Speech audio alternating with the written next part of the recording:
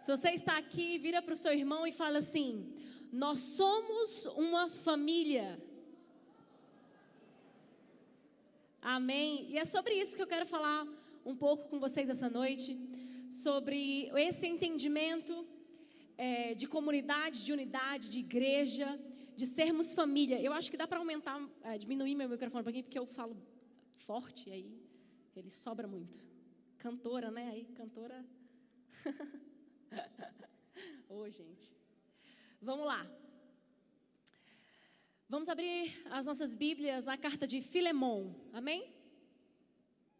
Glória a Deus.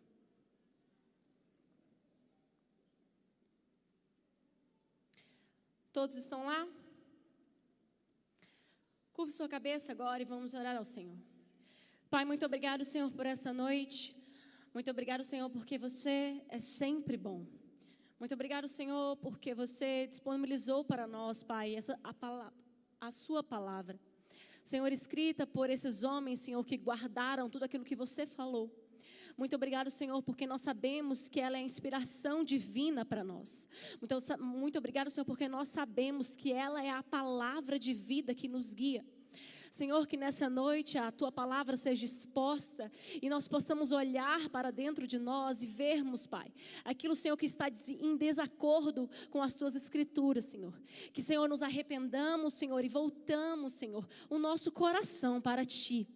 Muito obrigado, Senhor, pela vida de cada irmão meu aqui, Senhor. Eu oro, Senhor, por uma noite de reconciliação, por uma noite do entendimento da nossa filiação contigo, Pai.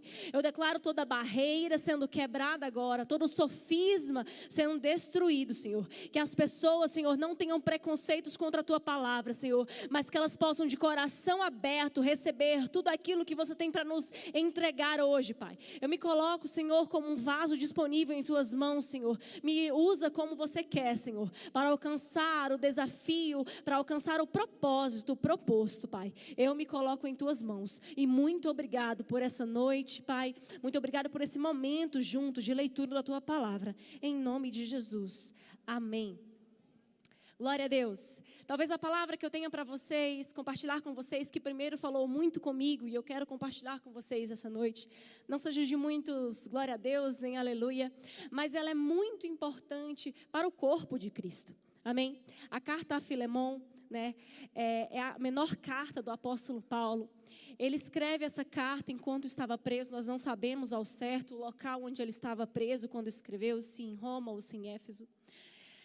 Mas o que eu quero trazer para vocês aqui nessa noite é que essa carta, ela nos ensina algo muito lindo. Ela nos ensina, o apóstolo Paulo, que foi ele que escreveu a carta a Filemon, nos ensina como Paulo colocou em prática a sua teologia. Essa carta, ela nos ensina como é que Paulo enxergava o mundo, qual era a sua cosmovisão. Qual era a maneira a qual Paulo olhava o mundo próximo a Deus, como Paulo interpretava a sua própria vida e como isso se desenrolava em suas relações. Isso é muito importante, igreja, para você saber. Sabe por quê? Porque nós vivemos em um mundo não sozinhos, mas Deus nos criou para viver em comunidade. Deus nos criou para vivermos em família. Deus nos criou para vivermos relações. E nós precisamos ser equilibrados nessas relações. Então essa carta, o apóstolo Paulo escreve enquanto estava preso. Essa carta ela é escrita juntamente com a carta de Colossenses. E elas são cartas que estão ligadas, amém? Então essa carta o apóstolo Paulo escreve a Filemon. Filemon, ele morava em Colosso. Era uma cidade ali hoje, onde é atualmente a Turquia? Acho que é, não sei. Não estou lembrada. Mas essa cidade... o apóstolo Paulo nunca foi abrir uma igreja em Colosso, mas provavelmente essas pessoas de Colosso viram o apóstolo Paulo e se converteram ao apóstolo Paulo em Éfeso, porque Éfeso e Colosso ficavam a 130 quilômetros uma da outra, ligadas por um rio. Então, essas pessoas que moravam em Colosso provavelmente tinham escutado a mensagem do evangelho, da pregação do evangelho em Éfeso. Elas tinham voltado para a sua cidade e elas tinham aberto ali um pequeno grupo, vamos dizer assim, na casa de Filemon. Amém? Então, é esse Filemão que a gente está falando. Filemão, então, escuta Paulo em Éfeso. Paulo conhecia Filemão. E Filemão, então, tem uma igreja em sua casa. Amém? Vocês estão comigo, gente? Fala amém para me ajudar. Glória a Deus. E vamos entender aqui um pouco, vamos abrir a carta. E essa pregação vai ser um tom mais expositivo, mas vai ser muito bom, amém? Para nós entendermos tudo aquilo que eu falei sobre a cosmovisão e sobre a teologia paulina. Vamos lá. Capítulo 1. Acompanha comigo.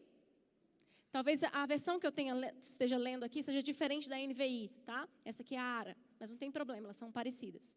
Paulo, prisioneiro de Jesus Cristo e irmão de Timóteo, ao amado Filemão, também nosso cooperador, e a irmã Áfia e a Arquipo, nosso companheiro de lutas, e a igreja que está na tua casa.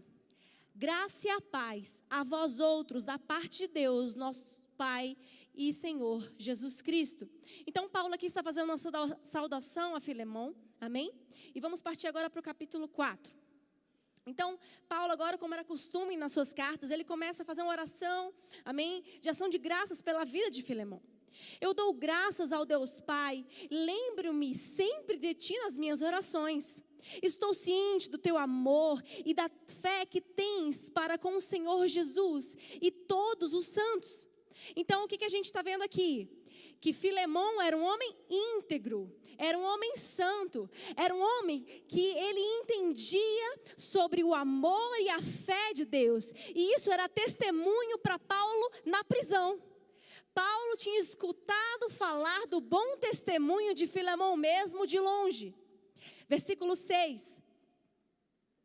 Para a comunhão da tua fé, para que a comunhão da tua fé se torne eficiente no pleno conhecimento de todo o bem que há em nós, para com Cristo Jesus. 7. Pois, irmão, tive grande alegria e conforto no teu amor, porque o coração dos santos tem sido reanimado por teu intermédio.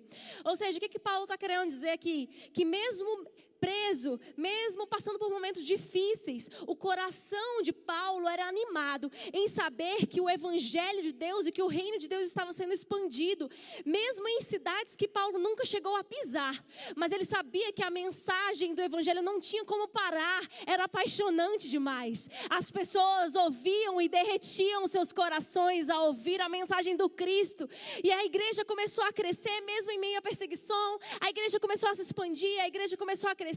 E Paulo está falando o seguinte: Filemão, eu sei que você é um cooperador do reino de Deus, e meu coração se alegra tanto, mesmo em meio a essa prisão, meu coração fica tão feliz em saber que você é um cooperador, e que a tua fé e o teu amor, o teu testemunho tem chegado até mim, como um testemunho de vida de um cristão íntegro. Glória a Deus. Amém? E agora aqui, eu vou fazer a introdução, amém? Da segunda parte da carta. Do porquê Paulo escreve essa carta a Filemão. Amém?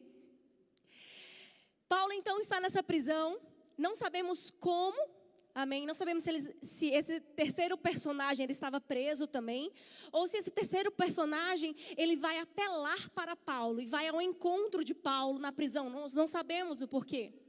Mas fato é que Paulo conhece na prisão Onésimo. Fala aí, Onésimo. Isso mesmo, vamos acordar. Onésimo. Então Paulo conhece Onésimo na prisão. E Onésimo, sabe quem era Onésimo, amados? Onésimo era um escravo fugido de Filemão. E aí você pode pensar assim: Milka, mas um cristão tão íntegro tinha um escravo. É chocante, eu sei, mas para a nossa mente do século 21 isso é muito chocante. Eu não estou querendo de forma alguma aqui passar o pano sobre uma atitude dessa, amém? Eu só estou falando que nós não entendemos o mundo antigo. Se a gente tentar ler a carta de Filemão, tentando com as óticas de pessoas do século 21, a gente não vai entender. Mas se qualquer pessoa no mundo antigo, no século 1, falasse sobre você ter um escravo, era como a gente andar de carro hoje. Infelizmente, amados, isso é triste, mas era assim. E também existe uma distinção do tipo de escravidão que existia na antiguidade, amém? Nessa antiguidade aqui em particular. Não é a escravidão que aconteceu dos colonizadores aqui, amém? Já aqui no Brasil, amém? Está muito distante dessa realidade. Eles eram, às vezes, até compatriotas, amém? De uma mesma nacionalidade. Mas se você tinha uma dívida, às vezes, com aquela pessoa e você não tinha como pagar, ele virava seu escravo. Amém? E um escravo, ele era como se fosse, também, amados, um empregado. Então, ele poderia comer, amém? Com a comida que você comia ali na casa, entendeu? Vocês entenderam, né? Era como se ele prestasse serviços a esse senhor. Então, Onésimo era um escravo de Filemon. Mas Onésimo fugiu. Onésimo, então, ele morava em Colosso junto com Filemon, e Onésimo foge de Filemon.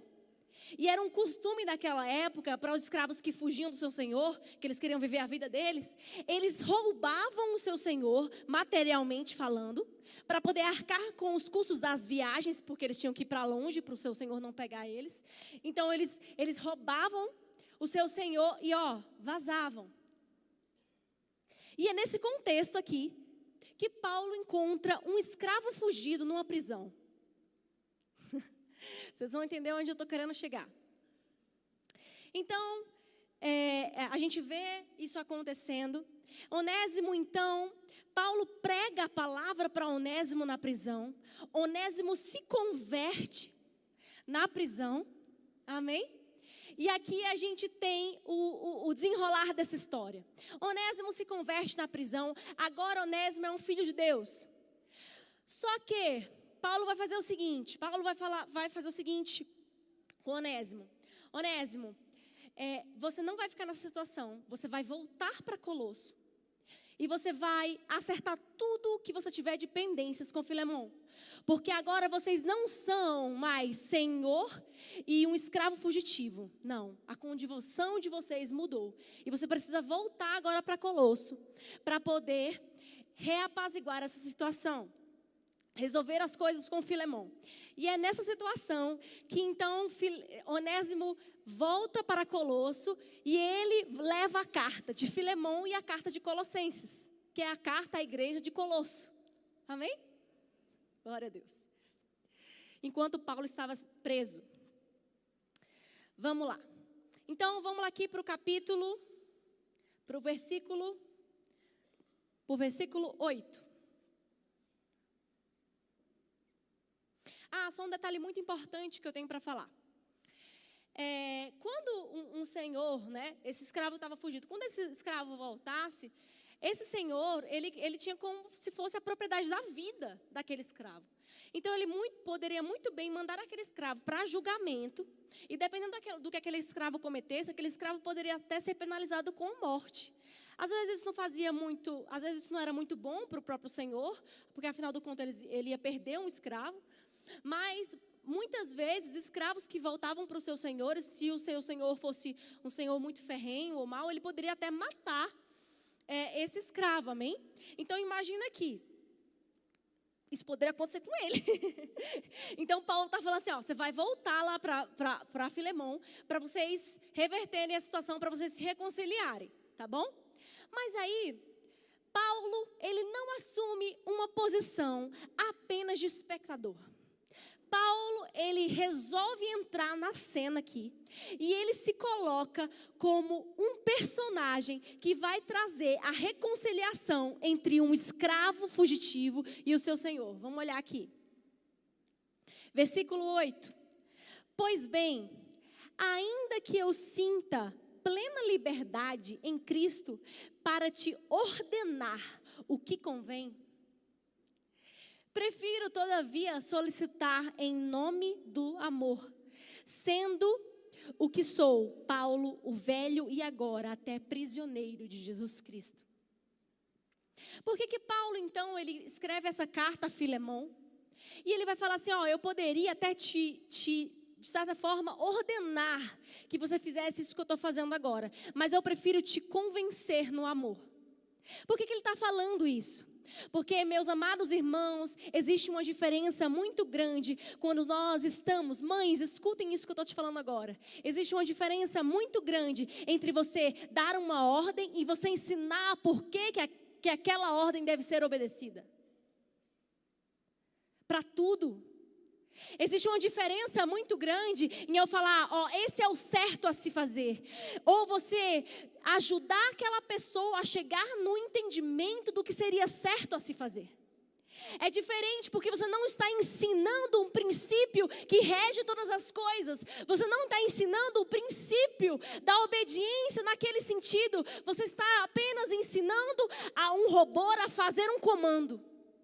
Quantos de nós não nos temos apresentado dessa forma nas relações? Com os nossos empregados, com os nossos filhos, com os nossos companheiros?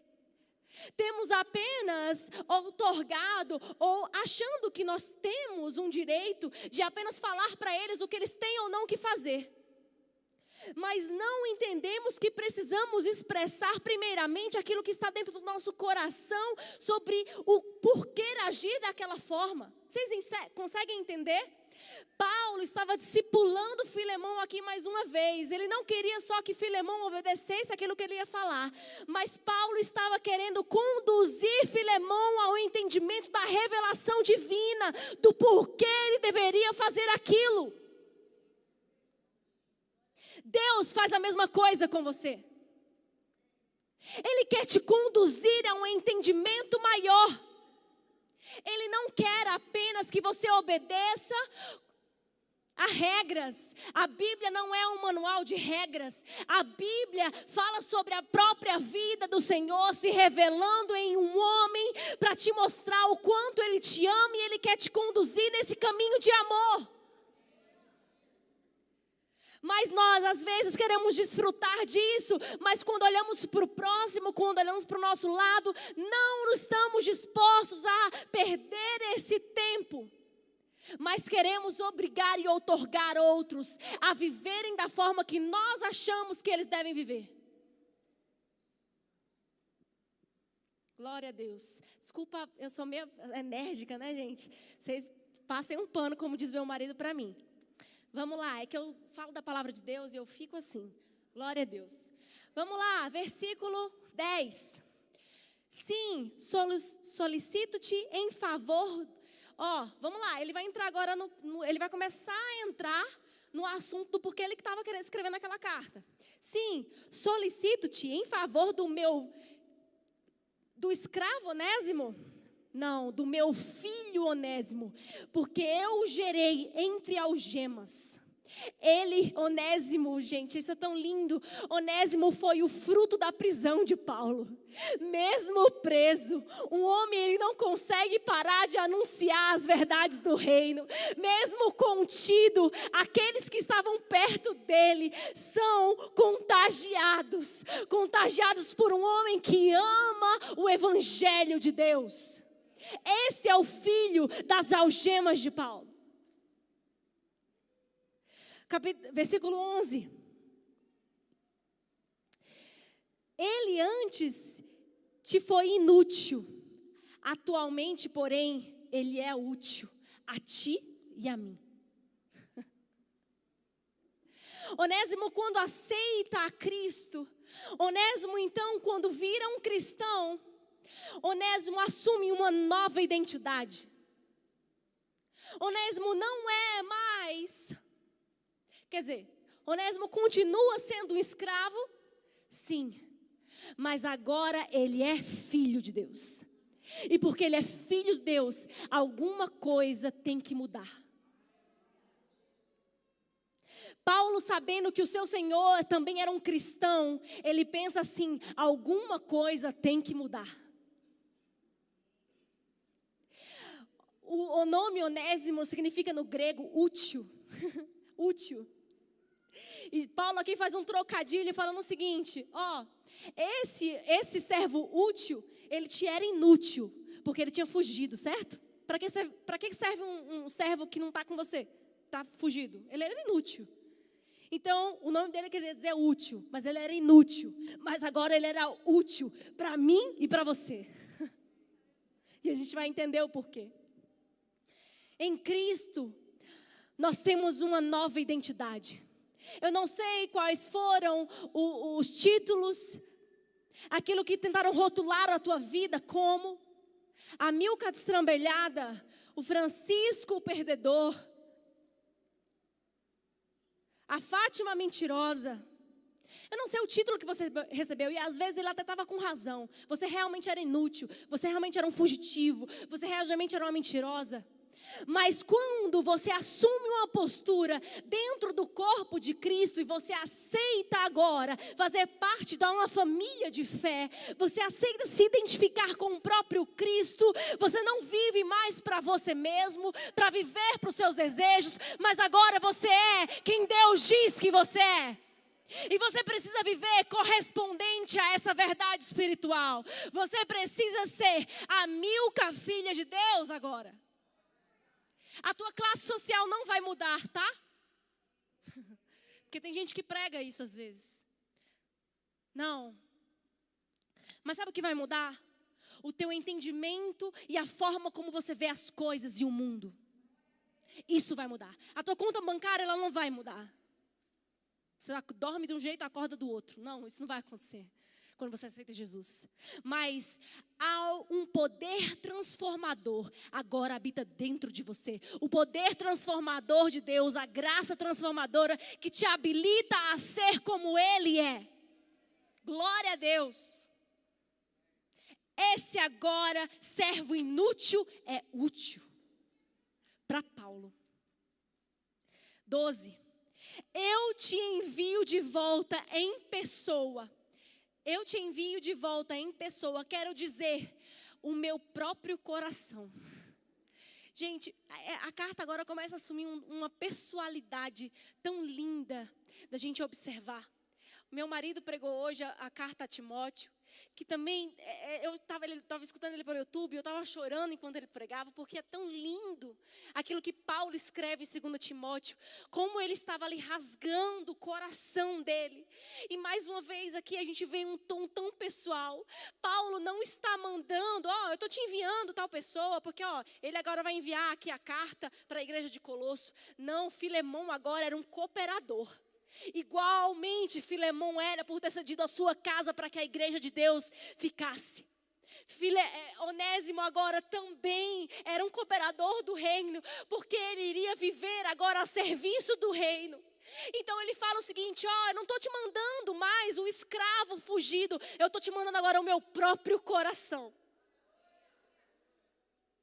E aqui a gente vai entender mais para frente por que Paulo fala todas essas palavras. Isso aqui tem uma riqueza de detalhes sobre a teologia que Paulo prega, que é lindo demais. O entendimento sobre corpo, sobre unidade. Nós vamos chegar lá. Versículo 13. Eu queria conservá-lo comigo mesmo. Eu queria conservá-lo comigo mesmo para em teu lugar. Para em teu lugar me servir nas algemas que carrego por causa do evangelho.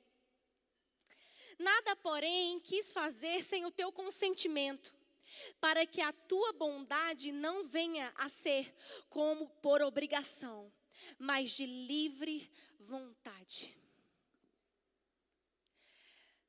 Paulo aqui, ele queria uma resposta de Filemão, mas ele não queria uma resposta obrigada, como a gente viu no versículo 8. Paulo queria ver aqui de Filemão uma resposta sobre a sua cristandade. Ele queria a resposta de Filemão fosse uma resposta verdadeira, espontânea. Por isso que ele não queria obrigar Filemão a fazer nada no versículo 8. Porque ele queria esse produto que a fé e o amor opera. Que é espontâneo. Muitas vezes você pode se perguntar, mas eu não sinto esse tipo de amor para amar outra pessoa. Eu não consigo, com todas as minhas forças, amar outra pessoa. Eu sempre acabo pensando em mim mesmo. Amados, o cristianismo, a nova criação que Deus veio estabelecer através da sua igreja, ela é justamente esse poder que nos capacita a amar como Ele amou. E nós vamos entender, em nome de Jesus, essa noite vamos crescer mais e mais nesse entendimento. Versículo 15. Pois acredito que Ele veio a ser afastado de ti temporariamente, a fim de que o recebas para sempre. Eu vou dar uma continuidade aqui e depois eu vou voltar tudo para a gente poder pegar versículo a versículo. Pois acredito que Ele veio a ser afastado de ti, Filemão, a fim de que o recebas para sempre, não como escravo, antes, muito acima de escravo, como um irmão caríssimo, especialmente de mim e com maior razão de ti, que na carne quer no Senhor, quer na carne, quer no Senhor. Se, portanto, me consideras companheiro, receba-o como se fosse a mim mesmo. E se algum dano te fez, ou se deve alguma coisa, lança tudo em minha conta.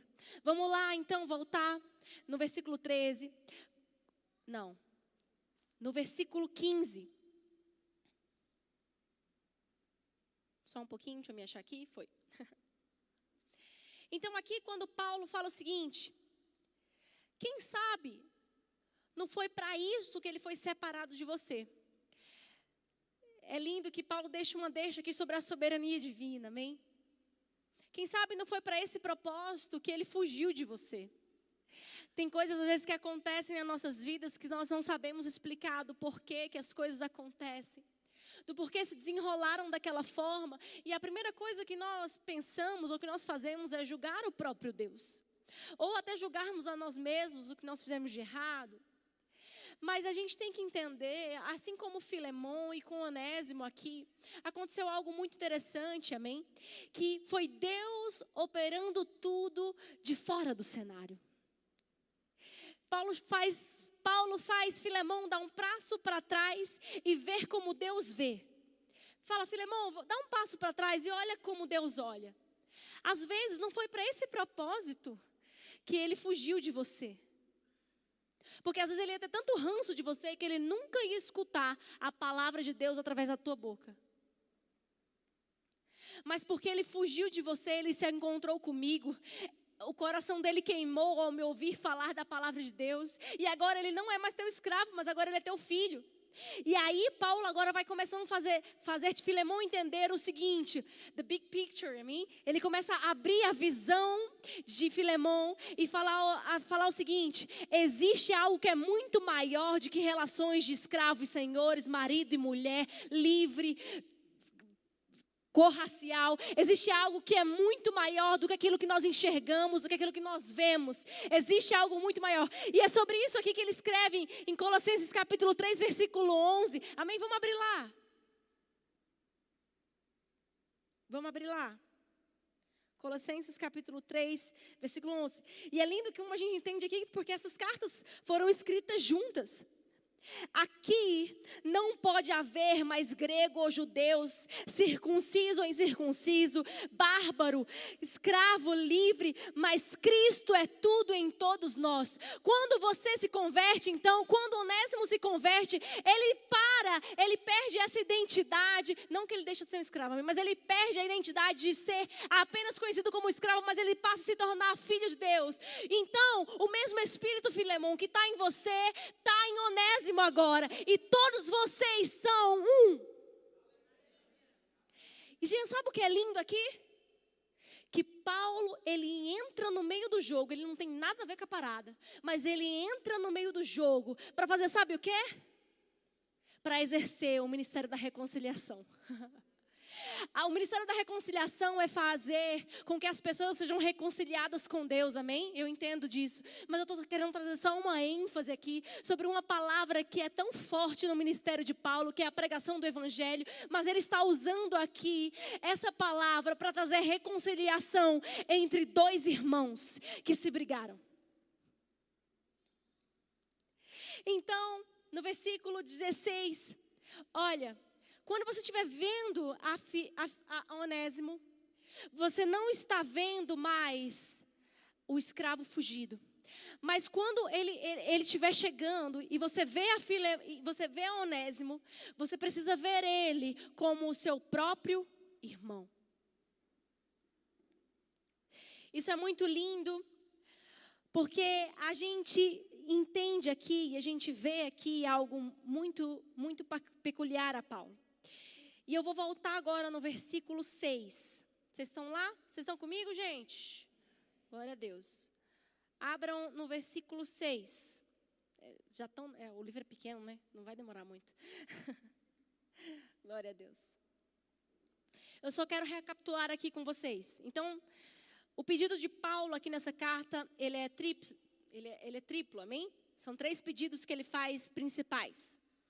Que é o primeiro, receba Onésimo de volta de forma humilde.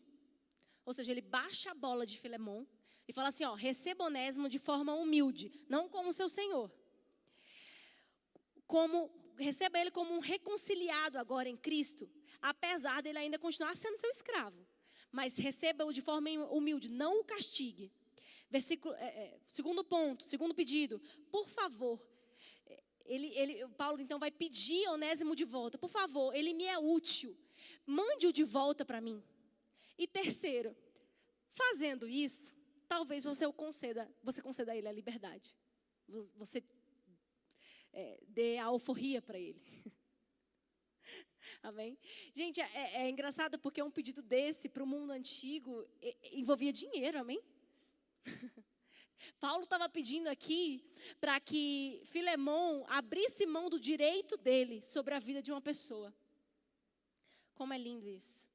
Então vamos lá para o versículo 6 e a gente vai entender um pouco, porque o versículo 6 e o versículo 17, eles estão ligados, amém? Eles querem dizer a mesma coisa e eles têm uma profunda ligação sobre aquilo que Paulo estava querendo conduzir Filemon a pensar. Ele estava querendo conduzir Filemon a um lugar. Então, nesse versículo 6 aqui, a gente entende um pouco aonde Paulo quer chegar. Então, ele fala o seguinte: para que a comunhão da tua fé se torne eficiente. Essa palavra aqui no original, comunhão, é koinonia no grego, amém? Que quer dizer literalmente parceria. Paulo usava muito essas palavras quando ele se referia aos parceiros de ministério, aqueles que sofriam as mesmas lutas que Paulo sofria. Então ele vai usar essa palavra falando o seguinte, essa comunhão dos irmãos que nós temos aqui, a nossa koinonia, a nossa comunhão de irmão um para com o outro, a nossa comunhão, essa parceria, ela é proveniente de uma fé. De uma fé em quem? Em Cristo Jesus. Ela é proveniente dessa fé em Cristo Jesus.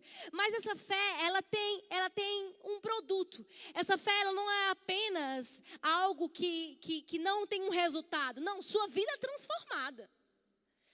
A nossa fé, ela tem um produto, a nossa fé, ela é eficaz. Quando a palavra fala que a nossa fé ela é eficaz, é porque a nossa fé, ela tem que ter uma eficácia, ela tem que ter um resultado, amém?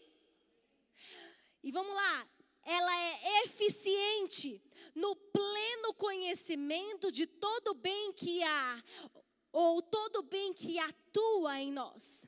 Então Paulo está falando o seguinte, essa comunhão aqui que temos uns com os outros, ela é mediante a uma fé em Cristo Jesus. Mas essa fé em Cristo Jesus, então, voltando para nós, então ela começa em nós, ela vai para Deus e ela produz então em nós o seguinte, ela produz um pleno conhecimento que há entre nós. Ela produz um pleno conhecimento no sentido do quê? Você precisa começar a galgar um caminho de crescimento espiritual com você mesmo, mas perante o seu irmão.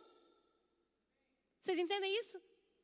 Você precisa evoluir no entendimento como você se relaciona com as pessoas.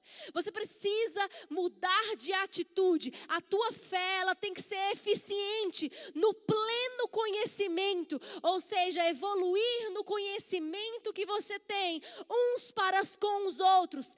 Para quê? Para a glória de Deus. Para que Deus seja glorificado. Para que o Cristo seja proclamado através da vida de vocês. É isso que está escrito em João capítulo 1 João capítulo 4, ali mais ou menos pela metade do capítulo 4. Ele vai falar que nós cristãos somos conhecidos pelo amor que temos um para com os outros. E se não amamos uns aos outros, então não amamos ao nosso Deus.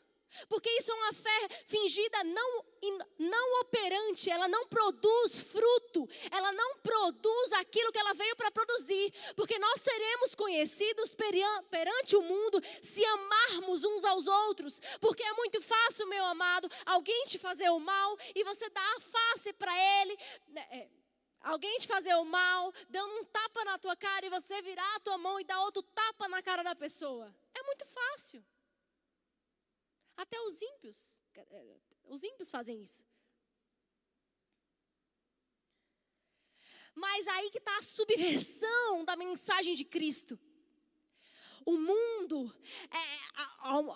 ao qual Cristo veio, em meio a uma sociedade pagã, em meio a uma religião do egocentrismo, em meio a tempos onde pessoas viviam para si mesmas, onde pessoas queriam apenas viver para satisfazer suas próprias vontades, onde existiam pessoas que viviam para suas próprias vãs filosofias, pessoas que achavam que sabiam da vida.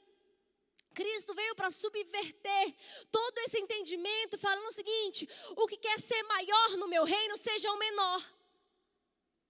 O que quer ser servido, sirva. Cristo veio para mudar o nosso pensamento de cabeça para baixo. E muitas vezes, meus amados, quando nós não queremos ter a razão acima de tudo, sacrificamos o perdão e a relação e a comunhão em nome da razão. Usamos as nossas bocas para difamar uns aos outros. Nos assentamos em rodas e parece que acho que não tem o que falar, porque o assunto para e a gente começa a falar da vida uns dos outros. Eu sei que essa é uma palavra de repreensão, amém? Mas ela também é para mim. Todo mundo precisa escutar isso. Usamos as nossas bocas para acusar o nosso irmão, para sermos juízes sobre a vida dele. Achando que temos a razão. Achamos que sabemos mais do que todo mundo. Porque todo mundo sempre acha que sabe mais do que todo mundo. E aí vira o mundo dos loucos, onde todos têm a razão. Mas na verdade são todos imbecis. Desculpa, Senhor. Perdão, gente. Oh, meu Deus. Amém. Amém. Tolos. Amém. Obrigada. Palavra de sabedoria, né? Porque em Salmos, né? É o imprudente e o tolo. São todos tolos.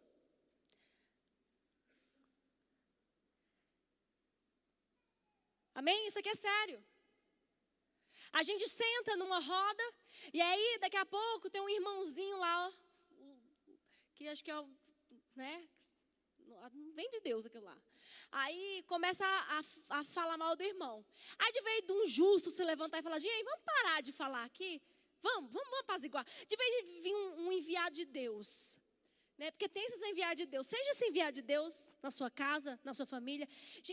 E fala assim: ó, vamos parar, vamos apaziguar a situação? Vamos apaziguar a situação? Vamos deixar a paz reinar? Vamos deixar esse vínculo da paz que existe entre nós não ser rompido? Vamos apaziguar a situação? Quantas vezes marido e mulher,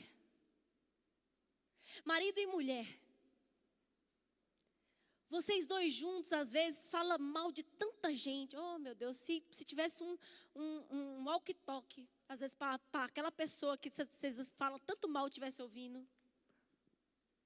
Uma das coisas que eu me apaixonei por esse homem de Deus, quando eu conheci é porque eu nunca ouvi da boca dele. Já deve ter ouvido, né? Mas assim, muitos anos, e no namoro principalmente eu não ouvia. Foi porque eu não via ele usando a boca dele para falar mal das pessoas. Às vezes eu, querendo julgar a irmã espiritual. Porque esse que é o pior, é os falsos religiosos. Porque os fariseus, eles que tinham a razão. Eles eram os sabichões. Eles eram a nata. Aqueles que sabiam de tudo.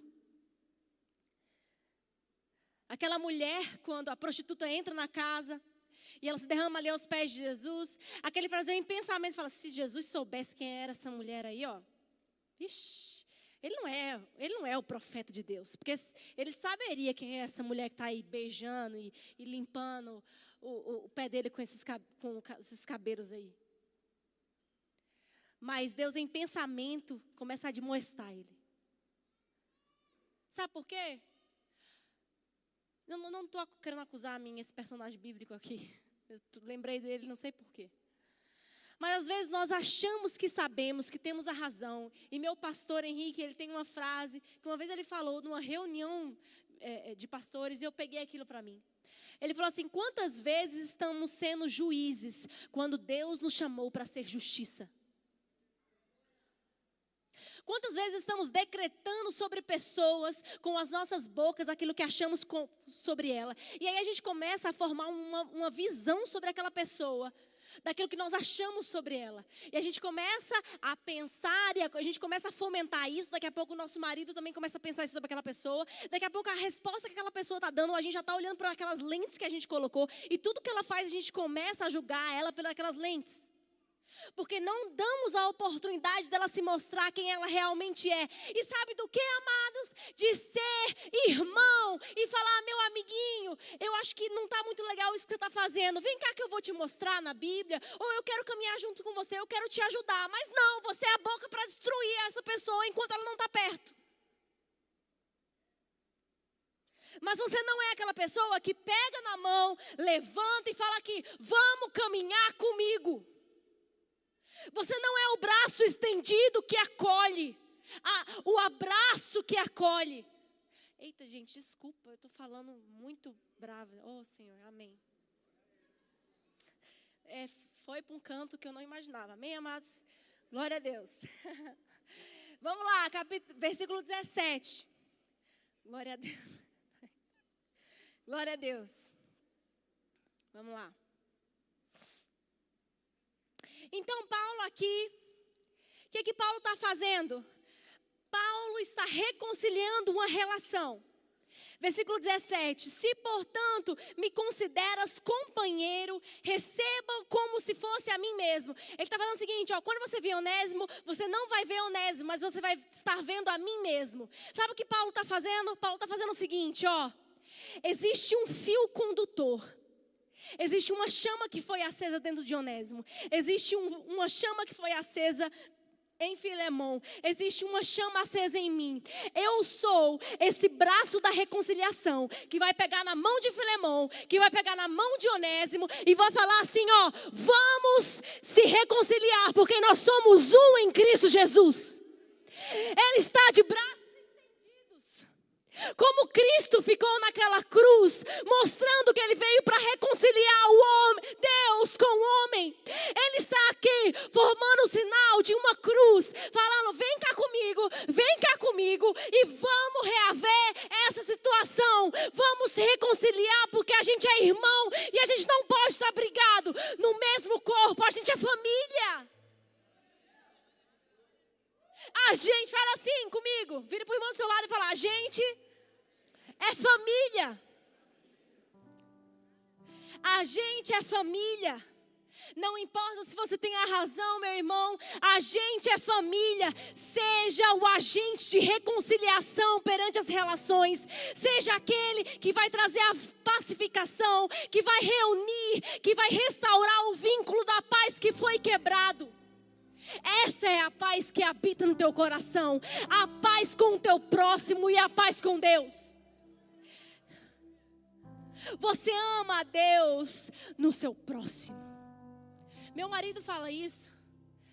Ele fala muito sobre isso. Você ama Deus no seu próximo. Não existe como, eu já falei aqui de João, 1 João, capítulo 4. Vamos ler lá? Estou falando muito, vamos ler. É grande, mas vamos ler, vai ser bom. Que não é eu falando, é a palavra de Deus falando. Amados, versículo 7. Amados, ame-nos. Eita, ame-nos. Eita. Eu estou acelerada, gente, desculpa. Amemo-nos uns aos outros. Porque o amor procede de Deus. E todo aquele que ama é nascido de Deus e conhece a Deus. Quem não ama não conhece a Deus, pois Deus é amor. Nisso se manifestou o amor de Deus em nós, em haver Deus enviado o seu Filho unigênito ao mundo, para vivermos por meio dele. Nisto consiste o amor, não que nós tenhamos amado a Deus, mas que ele nos amou e enviou o seu Filho como a propiciação dos nossos pecados. Amados, se Deus nos amou de tal maneira, nós também devemos amar uns aos outros. Nunca ninguém viu a Deus. Se amarmos uns aos outros, Deus permanece em nós e o seu amor é em nós aperfeiçoado. Nisto conhecemos que permanecemos nele e que ele permanece em nós, pelo fato de nos ter dado o seu Espírito, e nós temos visto e damos testemunho de que o Pai enviou o seu Filho como Salvador do mundo. Aquele que confessar que Jesus é o Filho de Deus, Deus permanece nele e ele permanece em Deus. E nós conheçamos o amor e cremos nesse amor que Deus tem por nós. Porque Ele é amor e Ele habita dentro de você. Ele te ensina a ser amor também. Não vem de você mesmo, meu amado. Porque se viesse de nós mesmos, nós estaríamos fritos, mortos. Mas vem dele. A comunhão que produz essa fé em Cristo, ela é eficaz, ela produz uma realidade para que vivamos para a glória do nosso Deus, amando a Ele e amando o nosso próximo. Glória a Deus. Paulo está ensinando 2 homens aqui a abandonar os seus antigos costumes pagãos de se relacionarem, para que eles pudessem permitir que Cristo moldasse a forma que eles viam as coisas, as pessoas e as relações. Romanos 12 nos ensina isso. Amolde a sua forma de pensar. Mude a sua forma de pensar para a forma que Cristo quer que você pense. Apresente o seu corpo em sacrifício vivo a Ele, santo e agradável, que é o seu culto racional todos os dias. Você faz isso intencionalmente. Você apresenta a sua vida no altar de adoração a Deus, para que não sejam feitas as tuas vontades, mas você apresente ao seu Senhor essas vontades, muitas vezes do seu ego, muitas vezes que te conduzem ao mau caminho, mas você apresenta para Pai, eu quero fazer isso, mas eu não vou fazer aquilo que eu quero fazer, mas eu vou fazer aquilo que você me instrui a fazer. Eu vou andar em amor com o meu irmão, eu vou dar mais um passo em compaixão a ele, eu vou abraçar o meu irmão, eu vou pedir perdão, muitas vezes achando que tenho a razão, mas eu vou esquecer isso que ele me fez, para que eu possa restabelecer o vínculo da paz que existe entre nós. Isso é ser cristão. Isso é ser família. O conceito de koinonia de Paulo aqui, ele abrange isso. Somos parceiros, somos irmãos. Somos família. E muitas vezes aquilo que tenta destruir essa relação não vai conseguir, porque eu vou pensar o melhor a seu respeito. E se você errar comigo, eu vou te falar que você está errando comigo. Eu vou te mostrar onde você está errando comigo. Mas se tudo bem, se acontecer alguma coisa e não houver um entendimento, amém. Nós somos irmãos e o amor de Deus que existe entre nós tem que ficar acima das nossas desavenças. Quantos de nós, amados, não precisamos nos arrepender e nos reconciliar com aquele irmão que às vezes nem nos falamos mais? Porque deixamos que a nossa razão e que o nosso ego destruísse as nossas relações. E paramos de amar e de expressar Deus para o nosso próximo. Porque aquela relação foi quebrada. Então não conseguimos mais expressar o amor de Deus perante o nosso irmão. Mas é nisso que você vai ser conhecido. Quando você deixar transparecer o amor de Deus uns para com os outros.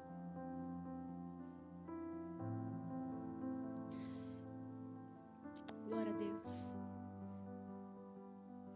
Todos nós cristãos individualmente possuímos, imagina aqui agora, imagina um fio que liga o Léo ao Gustavo, a Ana, o Paulo, e vai ligando, todo mundo aqui. Ninguém está solto. Todos nós estamos ligados uns aos outros por um fio que nos une, por linhas de amor. Por linhas que o próprio Deus costurou uns com os outros. E é isso que Paulo está tentando nos ensinar aqui agora. A primeira linha que foi costurada foi a linha de Deus para conosco. Mas existe uma linha também que nos une como igreja, como família, como corpo de Cristo. Porque não existe corpo sozinho. Existiu um corpo de Cristo. Com vários membros, com várias pessoas, como um mosaico lindo, como uma sinfonia, como uma melodia linda, que é feita de várias notas, de várias texturas, de várias formas diferentes. Uns de um jeito, outros de outro, uns com uma personalidade, outros com outro. Mas existe um fio que une todos nós como uma grande família. Não seja aquele que vai perder o vínculo da paz. Essa linha tão preciosa que nos une. Eu te convido essa noite para que você seja o agente de reconciliação da sua casa. Você seja o primeiro a pedir perdão.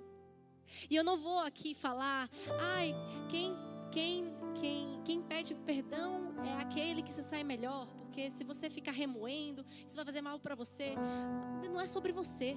Aí que tá o negócio. Não é sobre você. Não é sobre você ficar lá remoendo e ficar doente. Não é sobre você. Enquanto você não entender que não é sobre você, você vai continuar vivendo uma relação por interesse com o seu próximo. Mas entenda que a mesa que Deus está te colocando não é para que você possa só sugar das pessoas. Mas é para que você seja a extensão do amor e do cuidado de Deus para o seu próximo, mantendo o vínculo da paz. Precisamos nos arrepender por deixarmos a nossa boca ser a boca que exclui, ser a boca que fala mal. Uma vez, eu nem lembro a situação, mas eu estava conversando e aí a pessoa começou a falar mal de mim, de uma pessoa. Eu perguntei assim, mas vem cá, você já chegou na pessoa e falou? Tipo, você já conversou? Não tenho coragem. Eu falo assim, mas pra mim também você fala, não vai resolver o problema. Mas sabe por quê? Porque a gente não quer resolver o problema. A gente já tem um preconceito contra aquela pessoa, a gente só quer sair difamando ela pra tudo que é gente. Triste, né? Mas é isso que Paulo está nos ensinando aqui. Nós somos uma família. Existe uma fé operante em todos nós e algo que nos une como família. E nós não podemos deixar esse vínculo ser quebrado.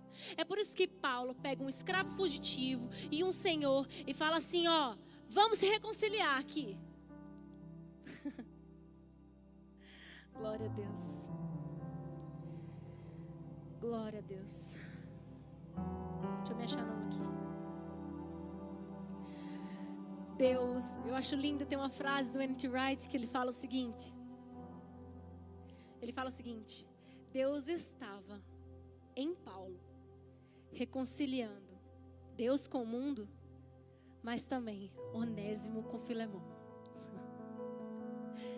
Paulo se deixou ser usado por Deus para trazer a reconciliação entre uma relação corrompida. Quando Filemão olhasse para Onésimo, ele não veria a transgressão de Onésimo.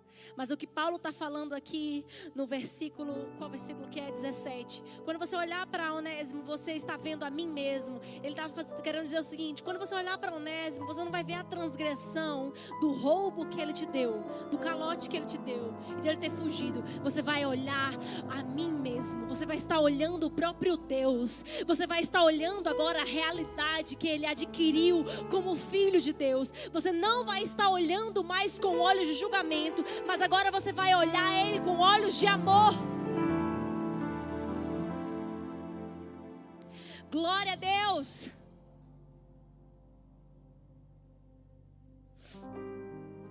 Glória a Deus. E aí a gente caminha agora para os últimos versículos. Versículo 18. E se algum dano ele te fez, e se ele te deve alguma coisa, lança tudo na minha conta, eu vou pagar. Sabe aquele roubo, Filemão, que ele te deu? Lança na minha conta. Paulo é lindo demais, porque eu vou pagar. Se você quiser receber a quantia que ele te roubou, eu pago. Eu assumo o ônus, eu assumo a bronca. Sabe por quê? Porque Paulo entendia tanto a teologia a qual ele estava pregando aqui, e a teologia a qual ele estava vivendo aqui, que ele falou o seguinte: para reconciliar dois irmãos em Cristo Jesus agora, eu pago a dívida, eu assumo o prejuízo. Essa é a nossa consciência. Deus está levantando aqui nessa noite agentes de reconciliação. Você vai pagar a conta, mas você vai trazer um irmão para o lado do outro, e você vai falar assim: vamos nos reconciliar. Eu pago a conta, eu assumo o risco, eu assumo a bronca, porque essa união e essa relação tem que ser restaurada. Glória a Deus. Amém. Versículo 19. Eu, Paulo, de próprio punho,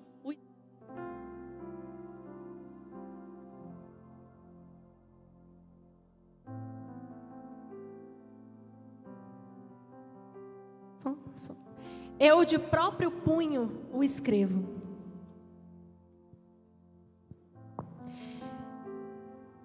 Eu de próprio punho o escrevo. Eu pagarei, para que não te alegre, que também tu me deves até a ti mesmo. Paulo nos faz lembrar aqui algo lindo. Afinal de contas, Filemão devia a Paulo a própria vida dele, porque ele escutou a mensagem através da vida de Paulo. A parábola do credor incompassivo nos ensina isso, em Mateus capítulo 18. Amém? Aquele rei muito grande, afortunado.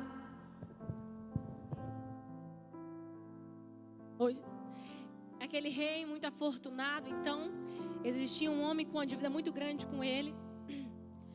Ele então perdoa a dívida daquele credor. Mas aí esse credor, todo feliz, sai de lá. E alguém que tinha uma dívida muito menor com ele, né? Ele encontra aquele cara e fala: você tem que me pagar o que você me deve. E aí o Senhor, né? Depois vê que ele fez isso e falou assim: cara, eu te perdoei de uma coisa bem menor, porque você não conseguiu perdoar o outro. Aí o rei vai lá e coloca aquele credor que não conseguiu perdoar para ser preso até pagar toda a sua dívida. E Jesus está nos ensinando aqui, por meio dessa parábola, sobre o quê? Sobre que existe uma atitude correspondente à fé que professamos. Devemos, amados, perdoar, assim como Deus nos perdoou. Amém? Precisamos entender e ser esse braço de compaixão uns para com os outros. Amém? A banda pode subir. Acho que eu sou da banda, né? Mas os outros também podem subir. Glória a Deus. Podem ficar de pé, amados irmãos. Já acabei. Não foi uma palavra com muitos améns nem aleluias, como eu imaginei que seria. Mas a gente fez uma pregação expositiva aqui sobre a carta de Filemon. E a gente pôde aprender que teologia não é apenas para se falar, mas teologia é para se viver. Aquilo que entendemos sobre o Senhor não é apenas para se falar e para acharmos que somos mais espirituais ou acharmos que somos os detentores da verdade. Mas aquilo que você possui como conhecimento e como vida de Deus em você é para que você possa vivenciar o pleno conhecimento do qual Deus te chamou para viver. Ser testemunha do amor e da fé dele por onde você passar. Paulo está convidando aqui Filemon. Filemon, eu não quero te apenas falar o que você tem que fazer, mas eu vou te convidar ao entendimento do porquê você deve fazer isso. É por isso que você deve fazer isso, porque Cristo é tudo em todos nós, porque Cristo é tudo e que opera tudo e que restaura as relações. É Ele que nos faz ser diferentes, é Ele que nos faz responder diferentemente às situações adversas. É Ele, é essa força motriz e energizante do amor de Deus em nós que nos faz ter uma atitude diferente para o próximo. Glória a Deus. Nós não sabemos o desfecho dessa carta, infelizmente. A gente não sabe se Filemon liberou Onésimo ou não para servir Paulo, se libertou, deu alforria para ele. Eu acredito que sim. Afinal, com um discurso lindo desse de Paulo, quem não entenderia o que o seu discipulador estava querendo dizer? Que possamos ser como Paulo, que possamos nos esvaziar das nossas razões, que possamos ser agentes de reconciliação, não querendo apenas somente ter a mensagem, mas ser a mensagem. Amém? Quantos aqui, antes disso, na verdade, eu quero cantar uma música. Eu não sei se eu estou fora do meu tempo, mas eu quero cantar uma música. E eu quero que você possa, amados, se você entendeu aquilo que eu tentei passar aqui essa noite, eu não quero que você deixe para depois. E você pode deixar para depois, mas eu quero que você se lembre das relações que você precisa restaurar. Eu quero que você se lembre daquele irmão que muitas vezes o vínculo da paz foi quebrado. E não existe placa de igreja, amém? Nós somos uma única família, nós somos um único corpo, toda a igreja do Senhor.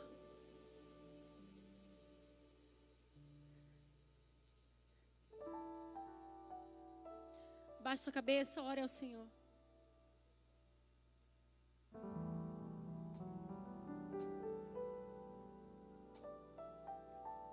Glória a Deus. Pai, muito obrigado, Senhor, por essa noite. Muito obrigado, Senhor, porque você nos conduziu, Senhor, em um entendimento. Porque nós nessa noite podemos provar, Pai, da Tua bondade, daquilo que a Tua palavra fala, Senhor, aos nossos corações. Podemos ver, Senhor, o testemunho de Paulo aqui. Nós olhamos para a vida desse grande homem de Deus e nós vimos, Pai, o quanto ele usou da teologia, daquilo que ele pregava, como a própria vivência de vida dele. Como ele não deixou ficar apenas, Senhor, nas palavras ou nas cartas, mas ele viveu aquilo que ele pregava. Ele foi a reconciliação. Ele foi um agente da reconciliação. Pai, nos lembra nessa noite, Senhor, de quantas vezes erramos com os nossos irmãos. Quantas vezes, Pai, nós nos levantamos como juízes de relações, como juízes perante os nossos irmãos. Pai, nos lembra, Senhor, e nos faz voltar, Pai, ao entendimento de que você é tudo em todos nós. Em nome de Jesus, Pai, nos conduz a esse entendimento. Nos conduz a esse entendimento. Nos conduz a esse entendimento. Em nome de Jesus. Espírito Santo de Deus, toca corações aqui essa noite. Toca pessoas aqui essa noite. Espírito Santo de Deus, restaura as relações, restaura aquilo que estava perdido, faz florescer mesmo em meio a desertos relacionais, faz florescer um jardim novo perante as relações, faz com que nós olhemos essas pessoas que nos ofenderam, não mais com ofensa, mas que nós possamos ver você nos olhos dessas pessoas, que nós possamos desenvolver um amor puro e genuíno pelas pessoas que muitas vezes temos pré-julgamentos errados, que possamos olhar nos olhos delas e vermos a você, que possamos ver você nas nossas relações. Em nome de Jesus, seja tudo em todos nós, seja tudo em todos nós. Restaura, Pai, restaura, Senhor, em nome de Jesus.